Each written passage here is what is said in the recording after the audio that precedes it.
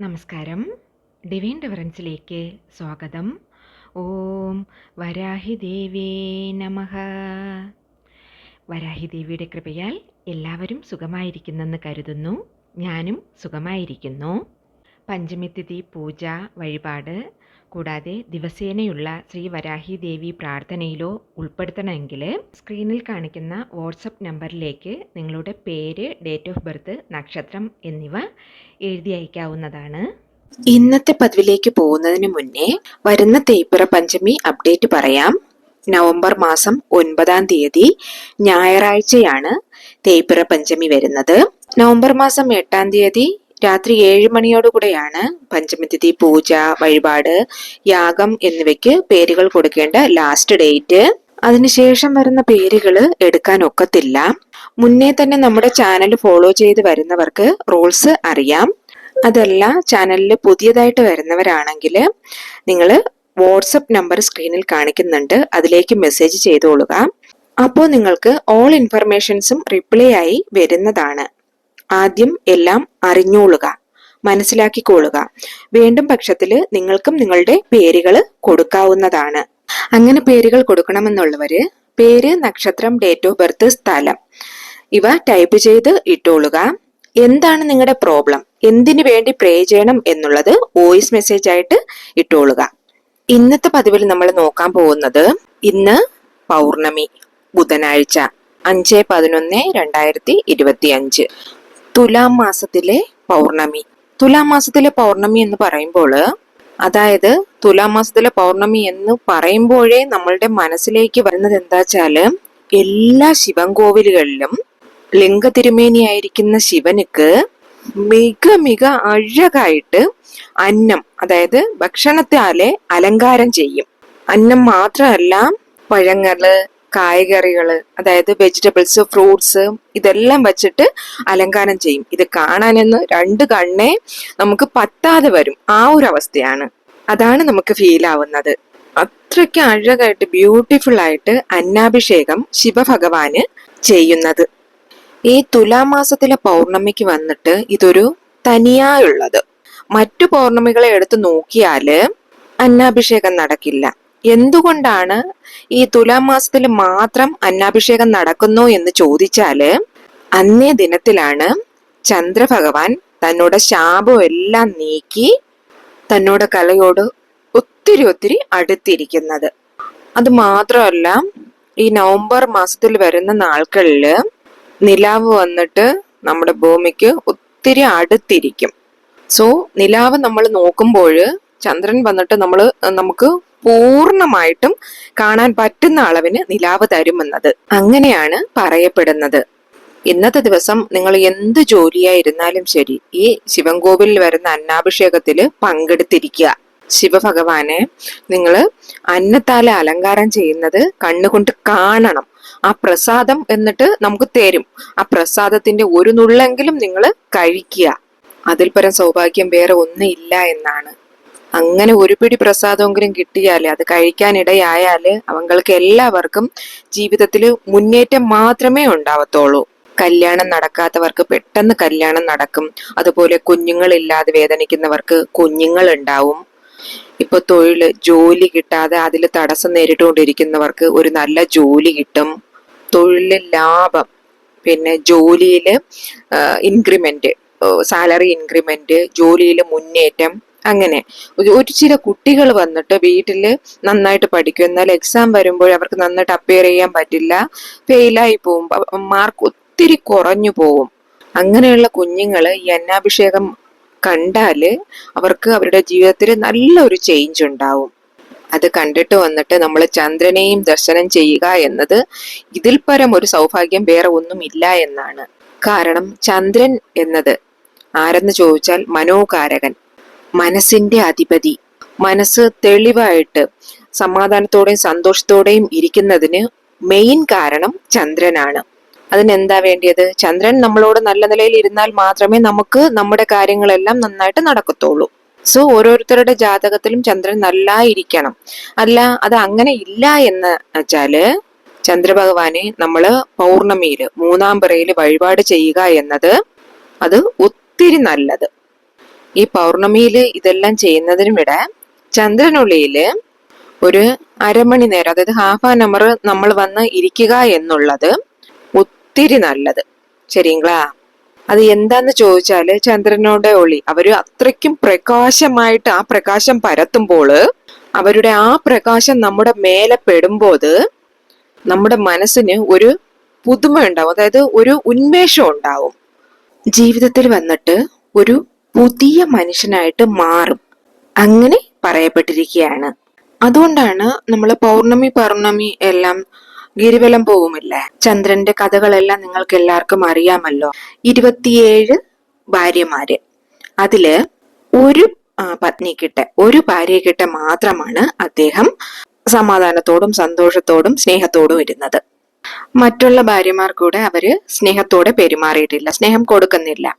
അതിനാല് അവരിങ്ങനെ ഇരിക്കുന്നത് കണ്ടിട്ട് അവരുടെ അപ്പൻ ദക്ഷൻ പറഞ്ഞത് എന്താച്ചാല്, നീ വന്നിട്ട് ഇത്രയും അഴകായിട്ട് ബ്യൂട്ടിഫുൾ ആയിട്ട് മനോഹരമായിട്ട് ഇരിക്കുന്നതിനാല് താനല്ലേ നിനക്ക് ഇത്രയും ഹെഡ് വെയിറ്റ് ഇരിക്കുന്നത്, തലക്കന ഇരിക്കുന്നത്. നിന്റെ അഴകെല്ലാം പോകട്ടും, നീ വന്ന് ഇരുളണിഞ്ഞു പോവും. അങ്ങനെ വന്ന് ചന്ദ്രനിക്ക് അവര് വന്നിട്ട് ശാപം കൊടുത്തു. അതുപോലെ തന്നെ ലോകം ഇരുട്ടാകുന്നത് ചന്ദ്രൻ വന്ന് ഒത്തിരി സങ്കടപ്പെടുമ്പോൾ, അതുപോലെ തന്നെ ശിവഭഗവാനെ നോക്കിയിട്ട് പ്രാർത്ഥിച്ച് അതിനുശേഷമാണ് ശിവഭഗവാൻ വന്നിട്ട് ഇത് നീ മറന്ന് തേഞ്ഞു പോകും, അതായത് വളർന്ന് തേഞ്ഞു പോകും, അങ്ങനെ ഒരു വരം ശിവഭഗവാൻ ചന്ദ്രനിക്ക് കൊടുത്തത്. അത് മാത്രമല്ല, ശിവഭഗവാൻ വന്നിട്ട് ചന്ദ്രനെ ശിവഭഗവാന്റെ തിരുമുടിയിലും ചൂടിക്കൊണ്ട്. സോ ഇത്രയും വരം കിട്ടിയ ചന്ദ്രന് ഈ മാസത്തില്, അതായത് നമ്മുടെ തുലാം മാസത്തില് ഒത്തിരി പ്രകാശമായിട്ട് കാണപ്പെടും. അതിനാലെയാണ് നമ്മൾ ഈ പൗർണമിയെ എക്കാരണത്തെ കൊണ്ടും നഷ്ടപ്പെടുത്തരുത് എന്ന് പറയുന്നത്. ശരിങ്ങളാ? അത് മാത്രമല്ലാതെ ഋഗ്വേദം, യജുർവേദം, സാമവേദം, അഥർവവേദം, ഇതില് സാമവേദം അതിൽ വന്ന്, അതായത് സാമവേദത്തിൽ വന്നിട്ട് എന്ത് പറഞ്ഞിരിക്കുന്നു എന്ന് ചോദിച്ചാല് അഹമണ്ണം അഹമണ്ണം അഹമണ്ണതോ, അങ്ങനെയാണ് പറഞ്ഞിരിക്കുന്നത്. അതായത് എങ്ങും നിറഞ്ഞിരിക്കുന്ന പരമ്പൊരുള് അന്നത്താലേ നമുക്ക് അനുഗ്രഹിക്കപ്പെട്ടിരിക്കുന്നു. ആ അന്നം നമുക്ക് കൊടുക്കുന്നതും ഭഗവാനാണ്. ആ അന്നം കൊണ്ട് ഭഗവാനെ നമ്മൾ അലങ്കരിക്കുമ്പോൾ എത്രയോ പുണ്യം കിട്ടും. ആ ദിവസമാണ് പൗർണമി. ഇന്ന് അന്നം കൊണ്ട് ശിവഭഗവാനെ അലങ്കാരം ചെയ്യുന്ന ദിവസം. ഓർത്തോളുക, തുലാമാസം, അതായത് ഐപ്പസി മാസം എന്ന് തമിഴില് പറയും, ഐപ്പസി മാസത്തിലെ പൗർണമി. സോ എല്ലാരും ഇന്നത്തെ ദിവസം ശിവായ നമഃ എന്ന് ഉച്ചരിച്ചിട്ടേയിരിക്കണം. എല്ലാവരും കമന്റ് സെക്ഷനിൽ ദയവ് ചെയ്ത് ശിവായ നമഃ എന്ന് ടൈപ്പ് ചെയ്തോളുക. അവരോട് അരുള് നമ്മൾക്ക് എല്ലാവർക്കും കിട്ടണം എന്നതാണ് ഒത്തിരി മുഖ്യமான കാര്യം. ഒരു തവണ വന്നിട്ട് കൈലാസത്തില് പാർവതി ദേവി ശിവഭഗവാനോട് ചോദിച്ചിരിക്കുന്നു, തിരുവിളയാടൽ നടത്തുന്ന അദ്ദേഹത്തിനോട് ഇവരൊരു വിളയാട്ട് വിളയാടിയിരിക്കുന്നു. എല്ലാവർക്കും ഇന്നേക്ക് വന്ന് ഭക്ഷണം കിട്ടിയോ, സാപ്പാട് കിട്ടിയോ എന്ന് ചോദിച്ചിരിക്കുന്നു. അപ്പോ ശിവഭഗവാനും പറഞ്ഞു, ദേവി എല്ലാവർക്കുമേ ഇന്ന് ഭക്ഷണം കിട്ടിയിരിക്കുന്നു. മറുനാള് നോക്കിയാല് ഒരു തങ്ക കുടത്തിനകത്ത് ഒരു എറുമ്പിനെ പിടിച്ചിട്ടിരിക്കുകയാണ് ദേവി. എന്നിട്ട് ഭഗവാനോട് ചോദിക്കുകയാണ്, ഇന്ന് ഈ എറുമ്പിന് എങ്ങനെയാണ് ഭക്ഷണം കിട്ടുന്നത്? അങ്ങനെ ശിവഭഗവാനോട് ചോദിക്കാനായിട്ട് ദേവി ഇരിക്കുന്നു. എന്നിട്ട് ദേവി ചോദിക്കുകയാണ്, ഇന്നേക്കും എല്ലാവർക്കും ഭക്ഷണം കിട്ടിയോ എന്ന്. അപ്പോവും അദ്ദേഹം ആൻസർ പറഞ്ഞു, എല്ലാരും സാപ്പിട്ടാച്ചു, എല്ലാരും കഴിച്ചു എന്ന് ശിവഭഗവാൻ ദേവിക്ക് മറുപടിയും പറഞ്ഞു.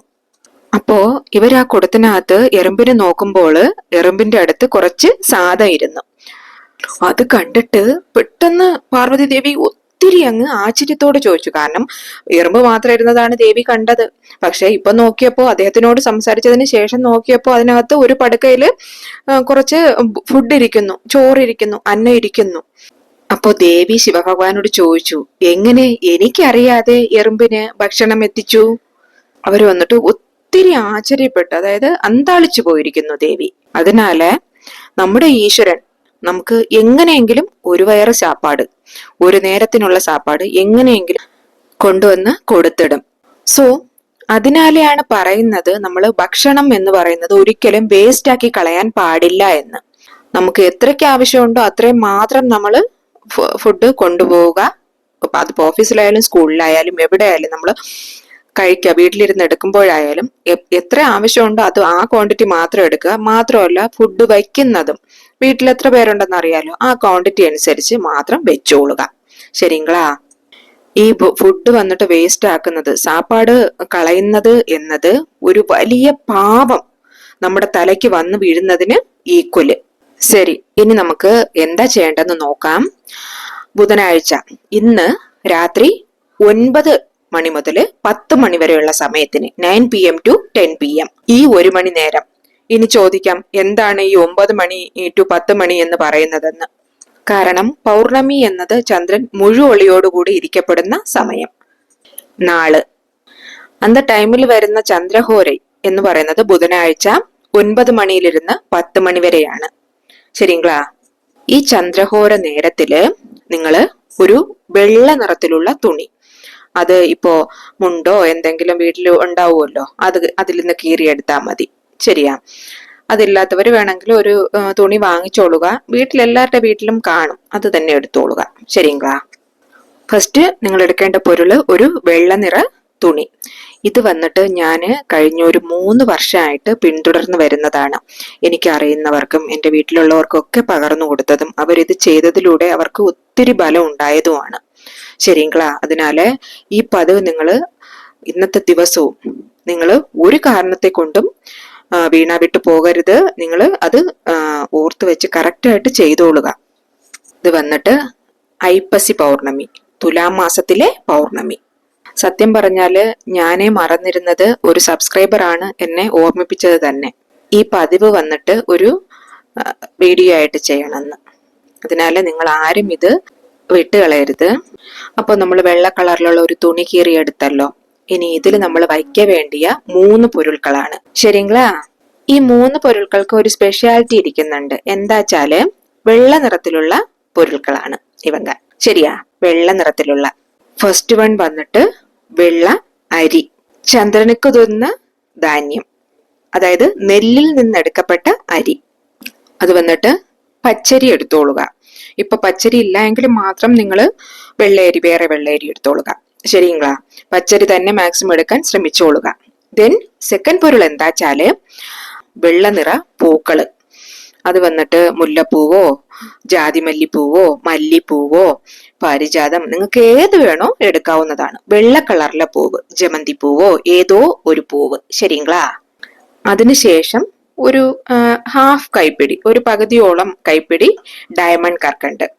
ഓക്കെ, അത് വന്നിട്ട് ഹാഫ് കൈ എന്ന് പറയുമ്പോ ഇനി ഒരു 10-50 ഒന്നും എടുക്കണ്ട. ഒരു 5 അല്ലെങ്കിൽ 7 അല്ലെങ്കിൽ 9, 11 എടുക്കണ്ട. 9 കഴിഞ്ഞാൽ 13. ശരിങ്ങളാ? ക്ലിയർ ആയില്ലേ? ഇതില്ല എന്ന പക്ഷത്തിൽ മാത്രം നിങ്ങൾ വേറെ ഏതെങ്കിലും ഒരു ധനാകർഷണ പൊരുള് വെച്ചോളുക. ചന്ദ്രൻ എന്നാല് അംബികയുടെ മുഖം തന്നെയാണ് വാനത്തിൽ നമുക്ക് തെളിഞ്ഞു കാണുന്നത്. അങ്ങനെയും കുറെ പേര് ചൊല്ലുന്നുണ്ട്. സോ ഈ 3 പൊരുളും നമ്മൾ എടുത്തിട്ട് ഈ തുണിയിൽ വെച്ചല്ലോ. ഇനി ഇത് ഒരു മുടിച്ചിലിട്ട് ഇത് കെട്ടണം. ഇത് വന്ന് മുടിച്ചിലായിട്ട് കെട്ടി ഇതെടുത്ത് കയ്യിൽ വെച്ചിട്ട്, ഈ കിഴിയായിട്ട് കെട്ടിയെടുത്തത് കയ്യിൽ വെച്ചിട്ട് ചന്ദ്രനെ നോക്കി നിന്ന് നമ്മൾ ചന്ദ്രനോട് ചോദിക്കണം, എന്നുടെ ജീവിതത്തില് ഒരിക്കലും പൊന്നിനും പൊരുളിനും സാമ്പത്തികത്തിനും ഒന്നിനും ഒരു കുറവും ഇരിക്കാൻ പാടില്ല, എല്ലാം എനിക്ക് അങ്ങ് തരണം.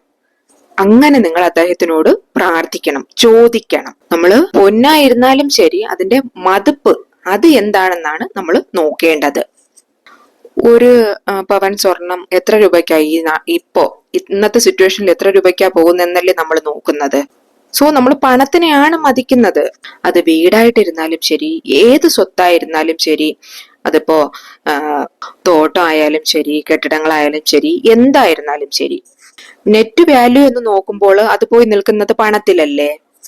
സോ ഈ 3 പൊരുളും നമ്മൾ ഒരു മുടിച്ചി മാതിരി കെട്ടി കിഴി കെട്ടി ചന്ദ്രൻ കിട്ടെ കാണിച്ച് നമ്മൾ ഇങ്ങനെ ചന്ദ്രനോട് വേണ്ടണം. നിങ്ങൾ ഇത് കൊണ്ടുവന്ന് നിങ്ങളുടെ പൂജയറയിൽ വെക്കുക.